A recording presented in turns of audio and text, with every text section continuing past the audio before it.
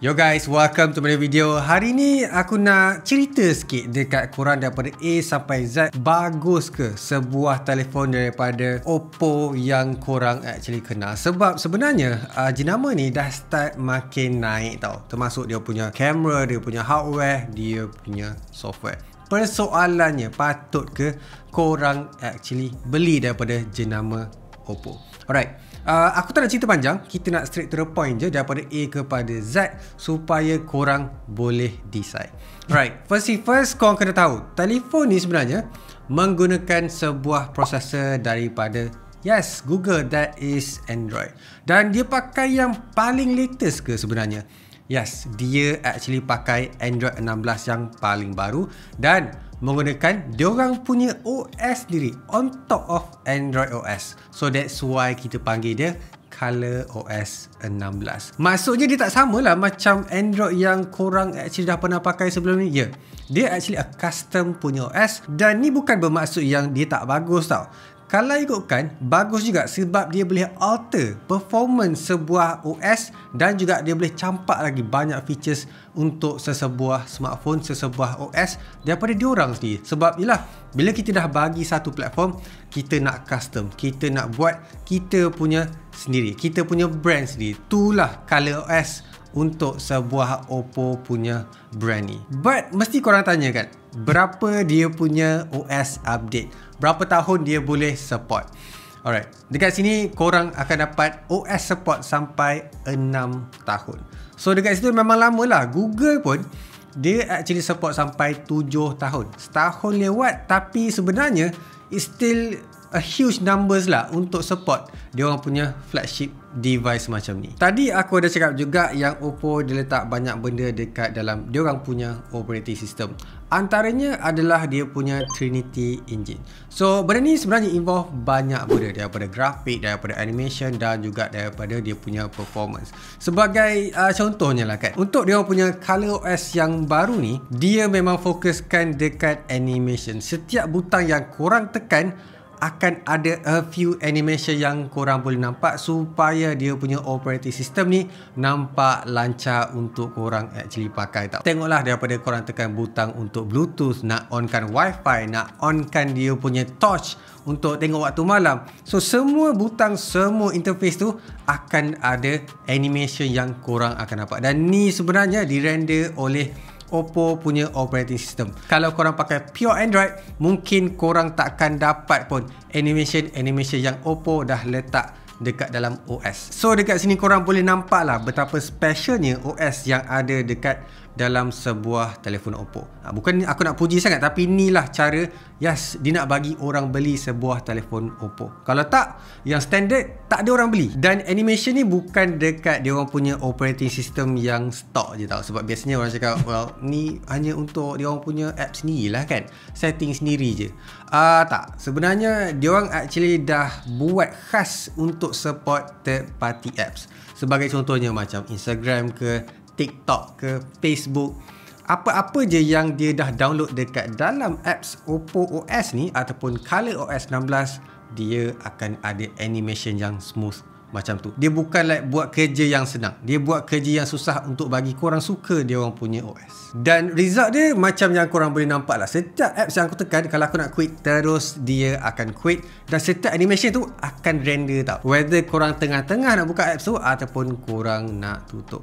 So ni semua benda korang akan dapat rasa in real time. Dia buatkan segala movement yang ada dekat dalam ni akan rasa lancar tau. Tu yang aku suka. Dan juga dulunya kita tak nampak benda ni, jujur aku cakap. Even korang boleh nampak bila aku scroll ke bawah macam tu, dia akan ada satu efek wavy, menunjukkan dia ada macam berat. Tapi tak pun, but it's a beautiful thing untuk korang actually enjoy. Korang jangan salah faham, dia bukan satu apps je dia berfungsi tau. So kalau korang buka banyak-banyak, dia tak akan function. Tak, dia still lagi akan ada animation. Banyak mana pun korang buka apps yang ada dekat dalam korang punya smartphone tu, dia akan render dengan smooth, dengan flawless, dengan lancar. Tu yang aku suka. So maksudnya semua grafik akan rasa lancar, termasuklah kalau korang actually record video. So usually kalau kita record lama-lama, dia akan rasa panas, dia akan cut dan akan tunjukkan overheat. Dekat sini korang boleh rekod video 4K 60fps HDR non-stop pun dia still akan continue. Yes, recording korang punya smartphone tu. So korang nampak lah flow dia kan, daripada sebuah animation dalam OS sampailah kepada video yang korang rekod akan effect performance. So dekat situ korang boleh nampak macam mana diorang punya flow dekat sini. The only way yang diorang boleh achieve benda ni adalah menerusi prosesor Dimensity 9500. So ni memang eksklusif pakai dekat sebuah telefon Oppo dekat dalam Malaysia ni. So dekat situ korang akan dapat performance yang tinggi juga. Korang tengoklah dia punya AnTuTu benchmark yang aku dah buatkan dekat office ni, boleh capai sampai 3.3 juta AnTuTu benchmark. Akan ada yang lagi tinggi, tapi untuk sekarang ni aku dah tunjukkan yang dia sebenarnya lagi powerful daripada sebuah mid-range smartphone pun kalau ikutkan. So tak ada orang boleh capai level macam tu kalau bukan sebuah prosesor flagship. Bukan benchmark ni aku nak cakap dia penting sangat-sangat, tapi dekat situ korang boleh nampak, korang boleh tahu yang dia adalah sebuah prosesor yang macam mana. Tapi cuba korang komen dekat bawah dengan sebuah benda yang aku cakap ni, adakah korang suka sebuah prosesor daripada Dimensity dah, ataupun korang still lagi prefer sebuah prosesor daripada Snapdragon. Sebab tadi aku dah cakap kan, Android 16 dia boleh support sampai 6 tahun OS upgrade. Ni adalah Dimensity tau, dia bukan Snapdragon. So dekat situ korang boleh nampak kemajuan daripada sebuah prosesor daripada Dimensity. But aku rasa mesti korang dah typing dekat bawah komen kata, Fazli, tak sama kot, iPhone ada AirDrop, Oppo tak ada AirDrop yang boleh transfer macam tu je. Macam mana aku nak cakap sebenarnya benda ni diorang dah solvekan dah lama tau, tapi tahun ni je yang aku nampak dia lagi smooth untuk korang buat. Sebagai contohnya, kalau aku nak hantar gambar dekat sebuah iPhone, just tap je dekat dia orang punya iPhone bahagian atas tu, dekat camera plateau tu kan, yang besar gerabak tu, dan dia akan detect dekat iPhone untuk pindahkan gambar.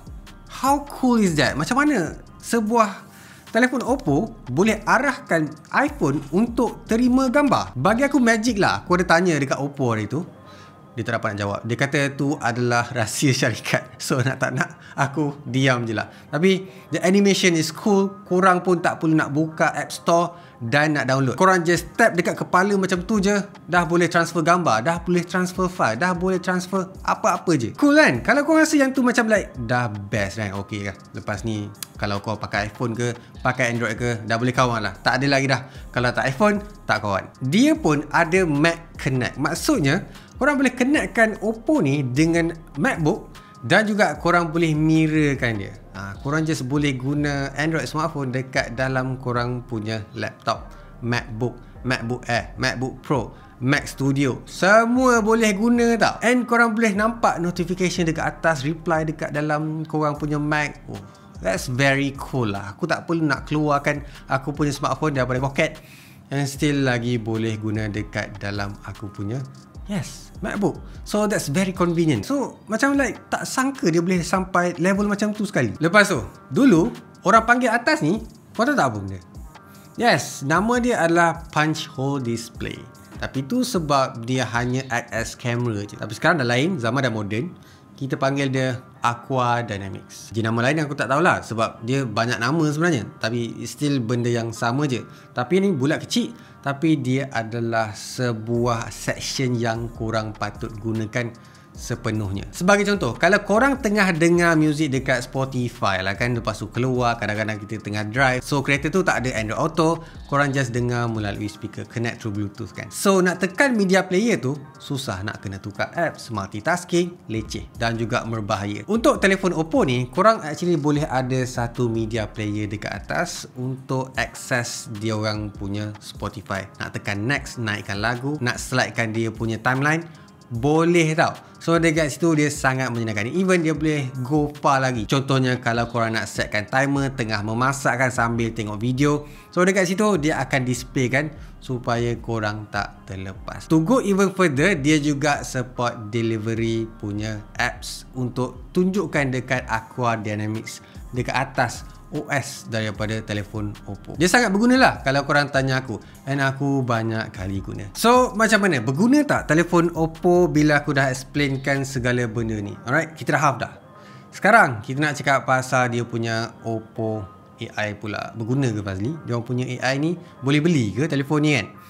Ya, aku pun question juga benda tu untuk pakai dia orang punya jenama, untuk pakai dia orang punya flagship model ni. Benda pertama yang aku nak cerita lah, dia punya AI Mindspace. So, benda ni sebenarnya susah sikit untuk dipraktikkan dekat dalam diri aku. Tapi, once korang dah biasa, dia dah jadi benda yang normal. Sebagai contohnya lah kan, aku ni suka like gambar dekat dalam Instagram tau. Sebab later aku nak try untuk buat apa yang ada dekat dalam gambar tu, ataupun pergi dekat apa yang aku actually nampak dekat dalam gambar. Termasuklah video tau, dekat dalam TikTok. So every time aku like, aku boleh tengok balik kemudian.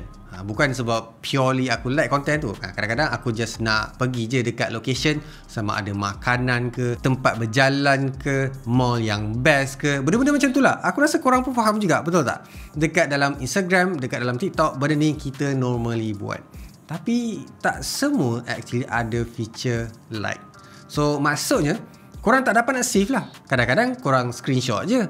So dekat situ dia agak menyusahkan. Korang pun kadang-kadang tak tahu lagi dah mana korang nak cari benda tu. So dekat situlah AI Mindspace ni comes into play. Sebagai contohnya, tempat yang aku dah nampak dekat dalam Instagram tu, dia akan save dekat AI Mindspace. So dekat sini korang boleh nampak dia akan susun dan juga dia akan beritahu melalui teks. Even kalau korang nampak satu poster lah kan dekat luar, ada konsert rupanya kan, ada ceramah contohnya kan. So benda-benda macam tu korang just hala kamera, tekan AI Mindspace punya butang ni dan dia akan figure out apa yang korang cuba actually nak save kan, nak ambil daripada sebuah poster yang korang nampak tu. So dekat situ korang takkan terlepas lah ceramah ataupun konsert yang korang dah nampak. Sebab sebelum ni korang nak kena buka kalender, nak tengok satu-satu tiket macam mana kan. AI Mindspace dah hadir dah beritahu dah dekat korang. So tak perlu risau sangat. But kadang-kadang kita ada satu idea tau yang kita cuba nak implementkan, tapi kita malas nak satu menulis,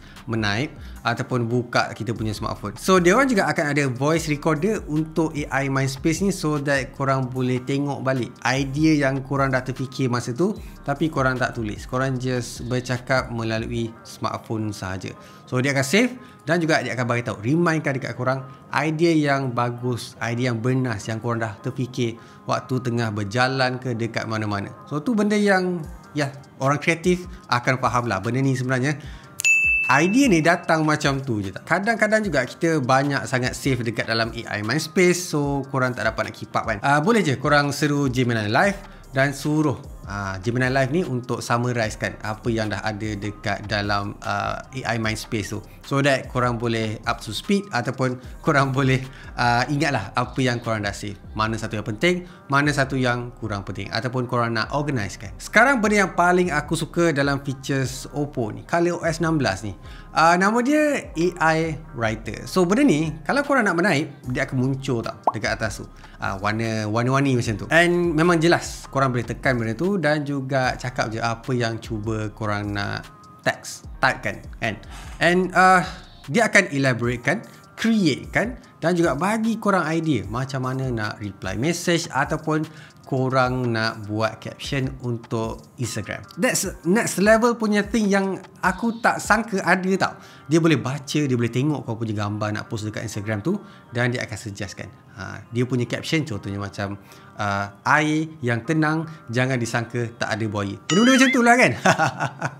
Dan kalau aku text orang pun kadang-kadang aku tak tahu macam mana nak reply. Bukan tak tahu, tapi lebih kepada tak ada idea kan, nak reply cara yang formal ke, friendly ke, ataupun aku just nak ada orang text untuk aku reply benda macam tu yang simple macam tu. So benda-benda macam ni lah yang actually aku suka tau. Sebab dia everyday life korang akan guna. On top of that, dia bukan boleh buat simple punya text je, korang juga boleh buat mind maps untuk dia orang punya AI writer tau.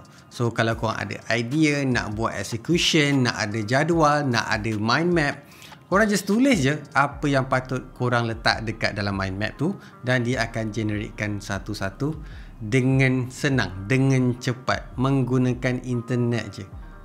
Susah tau. Dulu kita nak buat benda tu kena pergi dekat laptop, nak create ni lah, nak create tu lah, susah. Sekarang like macam tu je guna AI writer. And then aku yakin lah untuk orang yang suka tangkap gambar lah kan, mesti kebanyakannya korang rasa macam like dekat sini tak cukup lighting ni, muka aku ni terlalu gelap ni, lighting tak natural lah. Lepas tu tone muka pun nampak macam like lain sikit lah kan. Kadang-kadang background lagi terang daripada subjek ataupun muka korang tu.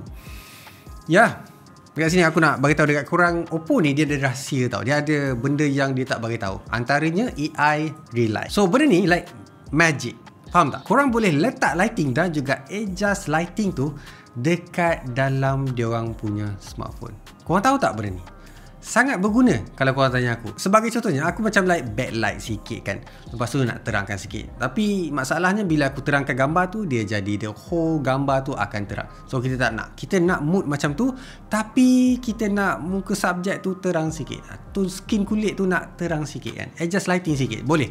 Korang just slide je dia punya slider dekat dalam AI Relight ni. Korang boleh dapat perfect lighting yang korang nak. Susah tau korang dapat. Even Photoshop pun tak ada feature ni aku rasa. Dalam telefon Oppo je yang aku boleh jumpa. Lepas ni orang dah tahulah rahsia aku. Last but not least, dia punya AI recording. Basically, every perbincangan yang korang ada dekat dalam bilik tu kan, korang nak record dia, dan AI recording ni akan bagi tahu siapa yang bercakap, person 1, person 2, person 3. So dekat sini korang dah boleh separate kan. Korang dah boleh susun atur dan dia pun akan simpan segala percakapan. So senang lepas ni kalau korang tengah dengar ceramah ke, kalau korang tengah nak belajar ke, lecturer tengah explanation ke, so korang akan sentiasa dapat dengar balik apa yang cikgu ataupun lecturer korang tengah cakap. And dia boleh siap summarizekan lagi apa yang dia dah cakap. Meeting tu tengah berbincang. Korang pula mungkin tengah main ML ataupun scroll dekat TikTok ataupun Instagram kan. Apa nak jadi ni? So dekat sini korang boleh nampak, korang boleh tahu yang dia orang punya smartphone brand ni bukanlah jenama yang dia just nak jual dia orang punya smartphone dan juga dapat untung. Korang juga boleh gunakan segala features dan bukan mudah untuk implement, untuk letakkan segala benda yang aku dah bagi tahu dekat korang ni. Daripada OS dia, mana datangnya, kemudian dia orang punya, dia punya teknologi AI pun sebenarnya dah advance dah kalau ikutkan. Alright, so korang sendiri dah boleh decide mana satu korang nak pergi, brand daripada sebuah jenama Oppo ataupun jenama yang lain. Aku rasa Oppo ni dia boleh pergi lagi jauh. So berapa harga dia? Starting Oppo Find X9 3699. Macam biasa orang Malaysia ni dia naklah free gift kan. Korang boleh dapat RM1,118 free gift tau. And offer ni sampai 7 Disember ni je, termasuk lagi gift box dan juga multi-regional warranty. And untuk orang yang beli dekat kedai lah kan, akan dapat trade-in rebate sampai RM600. And kalau korang actually ada Oppo membership, tambah lagi RM200. Sekarang aku nak korang sendiri komen pengalaman korang pakai sebuah telefon Oppo. Sebab kalau korang tanya aku, model ni ataupun diorang ni sebenarnya sebuah kompetitor yang serius untuk market sebuah smartphone. Macam biasa guys, like, subscribe, so make it smiling, and I'll see you guys on my next video. Bye!